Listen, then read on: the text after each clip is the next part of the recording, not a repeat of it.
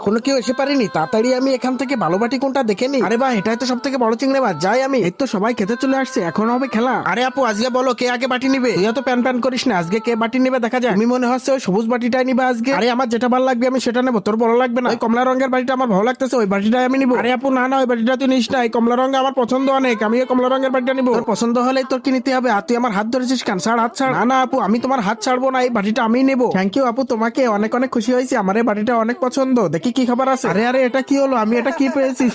শুধু চিংড়ি মাছের মাথা, আর কিচ্ছু না। আবার এটা খেতে হবে এখন, খাই যাও। আরে বাবা, এটা তো দিতে একটু জাল মাখানি। আমি ওই সবুজ বাটিটা নেবো আপু, আমার ওই সবুজ বাটিটা অনেক ভালো লাগে। তুই এটা কখনোই নিতে পারবি না, আমি তোকে এটা দিবই না। ও তুমি গাছদর দেখাচ্ছ? আচ্ছা ঠিক আছে, যাও, আমি তোমাকে ছেড়ে দিলাম, তুমি নাও ওটা। আমি এটা নিলামই না, আমি ওই হলুদ বাটিটাই নিলাম। যা। আচ্ছা ঠিক আছে, তুমি হলুদ বাটিটাই নাও, তোমার ওই বাটির ভিতরে কিচ্ছু পাবা না, ওই বাটির ভিতরে কিচ্ছু নেই। তার আগে বন্ধুরা বলো দেখি হাতিটি কি দিয়ে সাজানো হয়েছে, তুমি যদি বলতে পারো তাহলে একটা লাইক করে কমেন্টে বলে যাও। যদি এই সুন্দর